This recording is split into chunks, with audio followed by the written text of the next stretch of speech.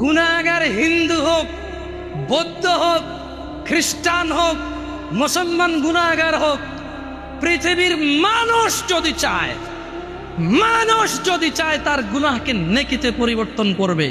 ও যেই ধর্মেরই হোক না কেন, যেই দিনেরই হোক না কেন, সেম প্রসেস শিখাই দেব, জানাই দেব যে হিন্দু লোকটা যদি তার শিরকের গুনাহকে নেকিতে পরিবর্তন করতে চায়, ওই যে লোকটা যে আল্লাহর সাথে শিরক করে নিজেকে মুসলমান বলে মাজারে গিয়ে চিন্তা দেয়, ওই যে লোকটা নিজেকে মুসলিম বলে আল্লাহ ব্যতীত অন্য কারোর জন্য জবাহ করে, এই লোকগুলো তাদের গুনাহগুলোকে কিভাবে নেকিতে পরিবর্তন করবে শিখাই দেব। ইল্লা মান তাব, এ হলো মানুষ, এ হলো কি মানুষ, ওর ধর্ম যেটাই হোক। সে বলল যে সে কি বলল, সে প্রথমে আল্লাহর দিকে আসলো, এসে বলল যে আল্লাহ আমি অন্যায় করেছি। এবার অন্যায় যদি আল্লাহর শিরক হয় তাহলে বলবো যে শিরক করেছি অন্যায়, যদি জানা হয় তাহলে বলবো জানা করেছি অন্যায়, মদ হলে বলবে মদ করেছি অন্যায়। বুঝলেন কথা? আল্লাহর কাছে এসে বলবে আল্লাহ শিরক করতাম আর করবো না, মদ খেতাম আর খাবো না, জানা করতাম আর করবো না, এই ধরনের যে কোনো অন্যায় বলবে যে আল্লাহ এটা আর করবো না। তো আল্লাহ বলছে ইল্লা মান তাব, যেটা অন্যায় অপরাধ যেটাই হোক ওই সেম অপরাধ থেকে সে কি করলো, ফিরে আসলো। ওয়া আমানা, এবং আল্লাহর প্রতি দৃঢ় ঈমান আনলো। কি আনলো? আচ্ছা, কোনো হিন্দু যদি ঈমান আনে সে কি আর হিন্দু থাকে? খ্রিস্টান ঈমান আনলে খ্রিস্টান থাকে?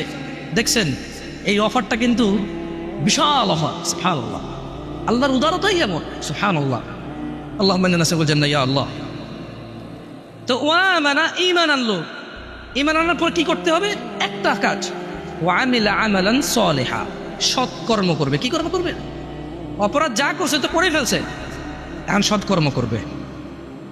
আল্লাহ বলছে যে তাইলে যদি তওবা করে, ঈমান আনে, ভালো কাজ করে, পিছের সব খারাপ কাজ নেকি হয়ে যাবে।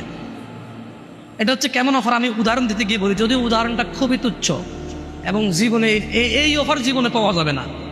এই একজন লোকের কাছে জাল টাকা আছে, সরকার হঠাৎ করে বললো যে তোমাদের কাছে যত জাল টাকা আছে আচ্ছা সারেন্ডার করো, আর বানাবা না, এটাই শেষ, আর বানাবা না, এই সবগুলো টাকা নিয়ে আসো, যত টাকা আনবা অত টাকা আমি আসল টাকা দিয়ে দেব।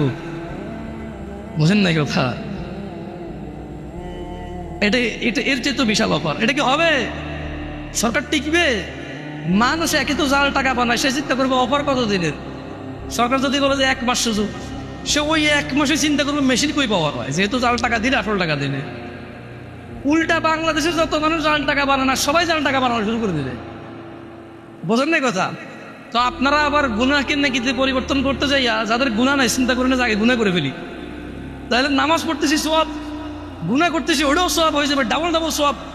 এরকম চিন্তা করেন না। কেন করেন না? কারণ সরকারের অফার 1 মাসের, কিয়ামত কবে হবে আমরা জানি না। মোটামুটি এটা তো আন্দাজ, আল্লাহ মাফ করুক, 1 মাসের ভিতরে হয়ে যাবে এরকম তো জানি না। কারণ আলামত যেগুলো আপনার নবী বলে গেছে এখনো বাকি আছে। এখনো কি মানে ওই সূত্র থেকে যে নলেজ সোর্স পাওয়া যায় এখনো মোটামুটি অজানাই আমাদের, কি এবং আন্দাজের বাইরে কত দিন পরে কিয়ামত আসবে এখনো আমাদের কি, যত ওয়াজ মাহফিল শুনেন অমুক কিয়ামত হয়ে যাবে অমুক, এগুলো আসলে সঠিক না। এখনো যে আলামতের কথা আছে আন্দাজের বাইরে। কিসের বাইরে? অ্যাটলিস্ট আমাদের 60-70 বয়সের জীবনের আন্দাজের বাইরে। ওয়াল্লাহ বাকি আল্লাহ ভালো জানে, কে ভালো জানে। সো ওই গুনাহ করতে যাই যে গুনাহের যে নেকিতে পরিবর্তন করার চিন্তা করলে গুনাহ অবস্থা যদি মরে যান তাহলে কিন্তু অবস্থা খারাপ হয়ে যাবে। অবস্থা কি?